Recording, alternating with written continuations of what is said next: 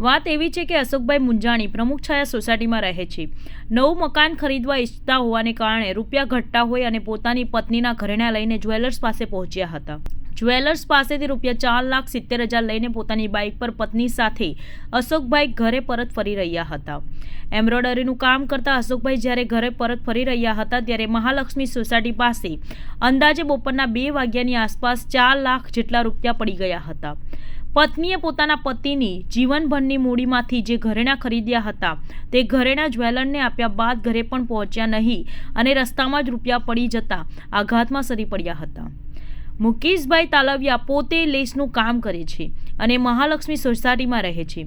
તેઓ પસાર થઈ રહ્યા હતા તે દરમિયાન જ તેમને રસ્તા ઉપર પડેલા 4 લાખ રૂપિયા મળ્યા હતા. મુકેશભાઈ જરા પણ લાલચમાં આવ્યા વગર આસપાસના લોકોને પોતાનું એડ્રેસ આપ્યું હતું અને મોબાઈલ નંબર પણ આપી દીધો હતો. જો કોઈ વ્યક્તિ પોતાની વસ્તુ શોધવા માટે અહીં આવે તો તેને મારો સંપર્ક નંબર આપજો અને એડ્રેસ આપી દેવા માટે સૂચન કર્યું હતું. થોડા સમય બાદ અશોકભાઈ અને તેના પરિવારના લોકો છલકાતી આંખે રૂપિયા શોધવા માટે નીકળ્યા હતા. ત્યાં તેમને મુકેશભાઈ પાસે પોતાના રૂપિયા હોવાનું જાણવા મળ્યું હતું. મુકેશભાઈએ પોતાના વતનમાં જવાનું હોવાથી તેમના શાળાને ફોન કરીને સમગ્ર ઘટના અંગે જાણ કરી હતી કે કોઈ પણ વ્યક્તિ આવે તો તેમની પાસેથી ચોકસાઈ કરી લેવી, વિગત માંગવી અને ખરાઈ કર્યા બાદ તેમને તેમના રૂપિયા પરત આપી દેવા. અશોકભાઈએ મુકેશભાઈનો સંપર્ક કરતા તેમને રૂપિયા પરત મળ્યા હતા. મારા વિસ્તારની અંદર એક લાગણીભર્યો પ્રસંગ અને જ્યારે પૂરા ભારતની અંદર રામમય વાતાવરણ બન્યું છે, આદરણીય નરેન્દ્રભાઈ મોદી સાહેબે રામ એક દરેકના દિલની અંદર વસે છે આ ભાવના સાથે રામરાજ્ય કેવું હોવું જોઈએ તો એ આવું હોવું જોઈએ. મારા વિસ્તારમાં અશોકભાઈ જીવરાજભાઈ મુંજાણી કે જેઓ પોતે મકાન લેવા માટે પોતાના ધર્મપત્નીના ઘરેણાં ઉતારીને એક જ્વેલર્સની અંદર વેચવા જાય છે.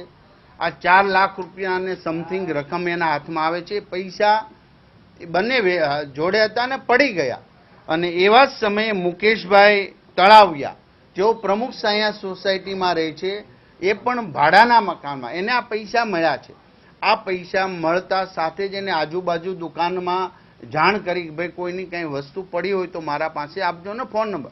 તુરંત જ અશોકભાઈ એ વિસ્તારમાં પાછા પૈસા ગોતવા જાય છે ને દુકાનવાળાએ મુકેશભાઈનો નંબર આપ્યો અને આ મિલન થયું છે.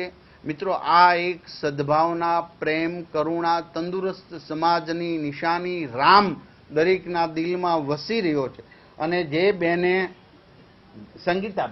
સંગીતાબેન બેને ઘરેણાં વેચવા માટે જ્યારે ગયા એની આંખ ઉપર આંસુ જુઓ તમે કે એ કેટલા આશીર્વાદ આપે છે. એક મહિલાઓને એમના ઘરેણાં પ્રત્યે ખૂબ સદભાવ લાગણી હોય છે અને ઘરેણાં જ્યારે વેચવા જતા હોય છે ત્યારે એને કઠણ હૃદય હોય છે, પરંતુ પોતાને મકાન લેવું છે. અને જ્યારે આવો ભાવભીનો પ્રસંગ બન્યો છે, આ એક પારિવારિક ની ભાવનાઓ છે. સમાજમાં રામરાજ ત્યારે જ આવશે જ્યારે આવા કિસ્સાઓ બનતા રહે છે. કોઈનું લઈને પ્રેમ, સદભાવના, કરુણા, જ્યાં દરેક માનવ સમાજ, દરેક જાતિ, દરેક સંપ્રદાયને સન્માન હોય. હું હૃદયપૂર્વક મુકેશભાઈના આ પ્રવૃત્તિને વંદન કરું છું.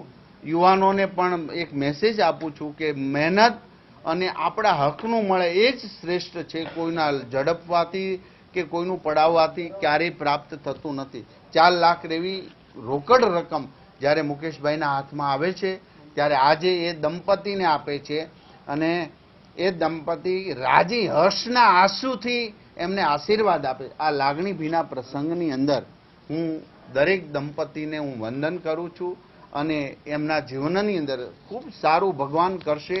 અને ભગવાનને હું પ્રાર્થના કરું છું કે આ એક માનવતાવાદી જીવન પદ્ધતિ દરેક સમાજ, દરેક ખૂણે સુધી પહોંચે એ જ અભ્યર્થના કરી. મારી ફેક્ટરી હું બપોરે 1:30 થી 2 ગાળામાં જતો હતો તો રસ્તામાં પૈસા પડેલા સોસાયટીની શેરીમાં અને નીચે પડ્યા એટલે 8 બંડલ એમનું ભાળી ગયું. એટલે મેં કીધું ખોટા છે, સાસા છે. પહેલાં 1 બંડલ લઈને તપાસ કરી, પછી મેં જોયું કે આ સાસા છે, ફાસા છે. પછી બધા બંડલ લઈ લીધા. પછી આજુબાજુમાંથી બહેનો આવ્યા એને કહી દીધું કે આ કોઈના પૈસા પડી ગયા છે તો અહીંથી લઈ જાઓ ઓલા હું મારી ઘરે લઈ જાઉં છું અને જેના હોય એના લઈ જાય એવું હું કંઈ નીકળી ગયો ત્યાંથી 208 નંબરમાં મેં કીધું હું રહું છું એમ. પછી આ લોકો ગોતતા ગોતતા આવ્યા અને એને ખબર પડી કે આ જગ્યાએ છે પૈસા. તો પછી મેં કીધું પ્રૂફ લઈને આવજો. પ્રૂફ એને અમને આપ્યું. પછી મેં એમને પૈસા આપી દીધા અને 4 લાખ રૂપિયા હતા. કોઈ પણ માણસોએ આટલા પૈસા જોઈને લાલચ આવે તો તમારામાં લાલચ આવી? નહીં, આપણા લાલચ નહીં. હું ન્યા જ મેં એને કહી દીધું હતું કે ભાઈ આ પૈસા જેના હોય એના આપણે આપી દેવા છે, પણ પ્રૂફ લઈને આવે અને પૈસા લઈ જાય એના. એવી રીતે મેં પૈસા પછી એને પરત પાછા આપી દીધા. 4 લાખ રૂપિયા હતા. મારું નામ અશોકભાઈ જીવરાજભાઈ મુંજાણી. હું રહું છું પ્રમુખ સાયામાં. હવે તે દિવસે એવું બનેલું કે હું એક મારા મિત્રની દુકાનેથી પૈસાની મારે થોડી જરૂર હતી એટલે હું ત્યાંથી લઈને આવતો હતો. થેલીની અંદર ટોટલ 4,72,000 રૂપિયા હતા. પણ ગાડીની આગળ મેં થેલી ટીંગાડેલી હતી, પણ બમ્પ આવ્યો જરીક એટલે ખબર ન રહી, પણ એમાંથી નીચેથી થેલી તૂટી ગઈ અને એમાંથી 4 લાખ રૂપિયા મહાલક્ષ્મી સોસાયટીની અંદર પડી ગયા. પણ હું ઘરે જેવો પહોંચ્યો એટલે તરત મને ખ્યાલ આવ્યો, પણ તરત હું પાછો વળેલો, પણ ખ્યાલ ન રહ્યો. પણ ગોતતા ગોતતા પછી અમે મહાલક્ષ્મી સોસાયટીની અંદર કેમેરા હતા એ બધું જોતા હતા. કે જે સ્થળ ઉપર અમે પહોંચ્યા ત્યાંના અમે પૂછ્યું કે ભાઈ એટલામાં ક્યાંય કેમેરા છે, અમારે આ રીતનું એક બનાવ બની ગયો છે, પૈસા પડી ગયા છે એટલે અમે ગોતીએ છીએ. તો ત્યાં એક બેન હતા, એને કીધું કે ભાઈ આ અહીંયા એક ભાઈને જડ્યા હતા અને એ ભાઈ આ 208 નંબરમાં રહે છે, તો એને જડ્યા છે. અને એને કીધું છે કે ભાઈ જે કોઈના હોય તે પ્રૂફ દે અને લઈ જાય, આપણે પૈસા જોતા નથી, જેના હોય તેને આપણે આપી દેવાના છે. તો એ મુકેશભાઈ છે તેઓએ એમના ઘરે ગયા અમે, અને તેઓને અમને પૂરેપૂરા પૈસા અમને પરત આપ્યા અને એનો અમે ફૂલ જેમ કે એમ એનો ઉપકાર માનીએ છીએ. નકર આ સમયની અંદર પૈસા પડી જાય અને જડ્યા હોય તો 5,000 હોય તો અત્યારે આ સમયની અંદર કોઈ પાછા આપેલ નથી. એની બદલે 4 લાખ રૂપિયા એને આપણને પાછા આપ્યા. અમને જેટલું દુઃખ હતું પૈસા પડ્યાનું, એની કરતાં એને પાછા દેવાનો એટલો હરખ હતો કે એ લોકોએ આપણને પ્રેમથી ચા પાણી પાયા અને પરાણે આપણને પૂરેપૂરા પૈસા એને કમ્પ્લેટ પાછા આપેલ છે. તો એ ભાઈનો આપણે હૃદયથી ઉપકાર માનીએ છીએ. પૈસા મારે મકાન છે, અમારા 2 ભાઈઓનું હૈયારું મકાન હતું. તો નાના ભાઈએ ગઢપુરની અંદર ફ્લેટ લીધો હતો.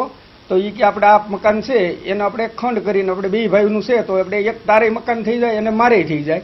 એટલા માટે મારે થોડીક ભાઈ મિત્રની દુકાન હતી તો એને કીધું કે ભાઈ મારી પાસે પડ્યા છે તો તું લઈ જા. તો હું ત્યાંથી લઈ અને આવતો તો એ મકાન લેવું હતું ને એના માટે એ પૈસા હું લાવ્યો હતો.